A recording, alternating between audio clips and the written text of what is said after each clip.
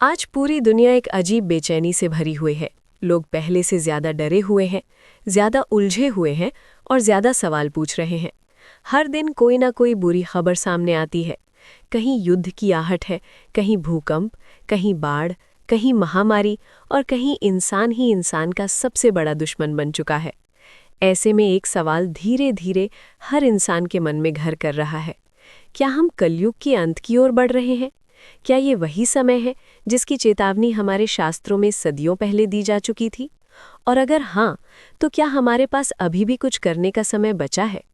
कलयुग को हमारे शास्त्रों में अंधकार, भ्रम और पतन का युग कहा गया है। ये वो समय है जब सत्य कमजोर हो जाता है, धर्म दिखावे में बदल जाता है और इंसान अपने ही बनाए जाल में फंस जाता है। कहा जाता है कि इस युग में मनुष्य बाहर से जितना आधुनिक होगा, भीतर से उतना ही खाली होगा।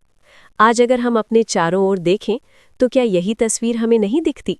ऊंची इमारतें हैं, तेज इंटरनेट है, लेकिन दिलों में शांति नहीं है। लोगों के पास सब कुछ है, फिर भी वे कुछ न कुछ खोया हुआ महसूस करते हैं। पुराने समय में इंसान प्रकृति से जुड़ा हुआ था।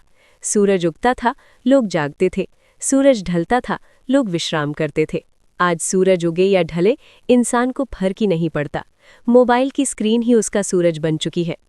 रिश्ते अब दिल से नहीं, जरूरत से निभाए जाते हैं।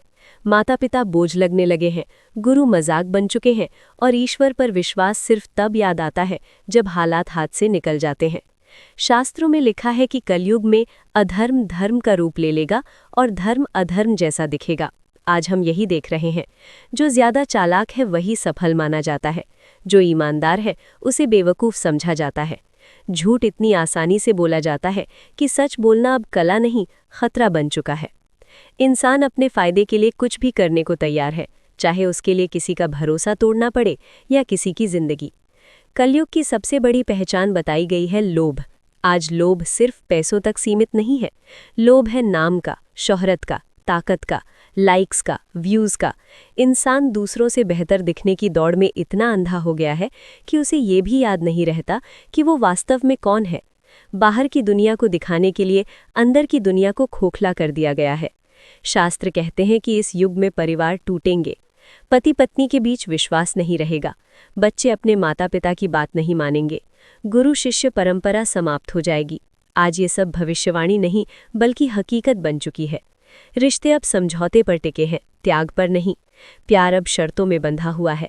अगर फायदा है तो रिश्ता है, नहीं तो रास्ते अलग। कलयुग में मनुष्य का मन सबसे बड़ा युद्ध क्षेत्र बन जाता है। बाहर शांति दिखती है, लेकिन अंदर तूफान चलता रहता है। चिंता, डर, ईर्ष्या, क्रोध, ये सब धीरे धीरे इंसान को अंदर से खा जाते हैं। लोग हंसते हुए भी दुखी हैं, मुस्कुराते हुए भी टूटे हुए हैं। रात को सोते समय मन शांत नहीं होता और सुबह उठते समय जीवन बोझ लगता है। आज विज्ञान ने हमें बहुत कुछ दिया है, लेकिन वो हमें ये नहीं सिखा पाया कि मन को कैसे शांत रखा जाए। हमारे पास इलाज है, लेकिन संतोष नहीं है। हमारे पास सुविधा है, लेकिन सुकून नहीं है। यही वो विरोधाभास है जिसकी ओर शास्त्र इशारा करते थे। जब भौतिक उन्नति चरम पर होगी, तब आत्मिक पतन सबसे गहरा होगा। कहा जाता है कि कलयुग के अंत से पहले प्राकृतिक आपदाएं बढ़ जाती हैं। धरती अपना संतुलन खोने लगती है, मौसम अपने नियम तोड़ने लगता है। आज हम यही देख रहे हैं। कहीं असमय बारिश, कहीं भयंकर सूखा, कहीं आग, कहीं बर्फ। ऐसा लगता है जैसे प्रकृति भी इंसान की हरकतों से थक चुकी है। धरती सिर्फ जमीन नहीं है, वो एक जीवित शक्ति है, और जब उसे दर्द होता है तो उसका असर पूरी मानवता पर पड़ता है। लेकिन कलयुग सिर्फ विनाश का युग नहीं है, ये एक परीक्षा भी है। कहा गया है कि इस युग में थोड़े से प्रयास से भी बड़ा फल मिलता है। जहां पहले युगों में वर्षों की तपस्या करनी पड़ती थी, वहीं कलयुग में सच्चे मन से किया गया एक छोटा सा प्रयास भी इंसान को ऊपर उठा सकता है। यही इस युग की सबसे बड़ी विडंबना और सबसे बड़ी उम्मीद है।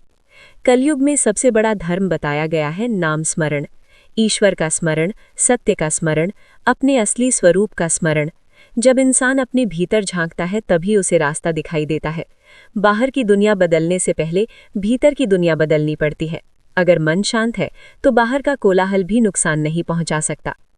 आज बहुत से लोग पूछते हैं कि अगर कलयुग अपने अंत की ओर बढ़ रहा है तो हमें क्या करना चाहिए। इसका जवाब बहुत सरल है, लेकिन आसान नहीं। हमें फिर से इंसान बनना होगा, हमें फिर से सुनना सीखना होगा, समझना सीखना होगा और सबसे ज़रूरी माफ़ करना सीखना होगा। जब तक इंसान अपने अहंकार को नहीं छोड़ता, तब तक कोई भी युग उसे नहीं बचा सकता। शास्त्रों में कहा गया है कि अंत के समय में भी कुछ लोग होंगे जो प्रकाश की तरह चमकेंगे। वो शोर नहीं मचाएंगे, लेकिन उनकी उपस्थिति ही बदलाव लाएगी। वो दिखावे में नहीं, सच्चाई में विश्वास करेंगे। वो दूसरों को बदलने से पहले खुद को बदलेंगे, और शायद यही लोग आने वाले समय की नींव रखेंगे। कलयुग का अंत कोई एक दिन में होने वाली घटना नहीं है, ये एक प्रक्रिया है। ये हर उस क्षण शुरू होता है जब इंसान गलत को सही ठहराता है और सही को नज़रअंदाज करता है। लेकिन ये हर उस क्षण रुक भी सकता है जब कोई इंसान अंधेरे में एक दीपक जलाता है, चाहे वो दीपक छोटा ही क्यों ना हो। आज सवाल ये नहीं है कि कलयुग खत्म हो रहा है या नहीं। असली सवाल ये है कि हम खुद कहाँ खड़े हैं। क्या हम भी उसी भीड़ का हिस्सा हैं जो सिर्फ शिकायत करती है, या हम उन गिने चुने लोगों में से हैं जो समाधान बनने की कोशिश करते हैं? क्या हम भी अंधकार को कोसते हैं या खुद प्रकाश बनने का साहस रखते हैं? अगर आपने यह वीडियो यहाँ तक देखा है तो शायद आपके भीतर भी कहीं ना कहीं ये सवाल उठ रहा है, और यही सवाल बदलाव की पहली सीढ़ी है। क्योंकि जिस दिन इंसान सवाल पूछना बंद कर देता है, उसी दिन उसका पतन शुरू हो जाता है। कलयुग का सबसे बड़ा हथियार है भ्रम, और उसका सबसे बड़ा दुश्मन है जागृति। हो सकता है हम कलयुग का अंत ना देख पाएं, लेकिन हम ये तय कर सकते हैं कि ये युग हमें तोड़कर जाए या निखार कर। हर दिन, हर निर्णय, हर सोच या तो हमें नीचे गिराती है या ऊपर उठाती है। चुनाव हमेशा हमारे हाथ में रहा है और आज भी है, और शायद यही कलयुग का सबसे बड़ा रहस्य है।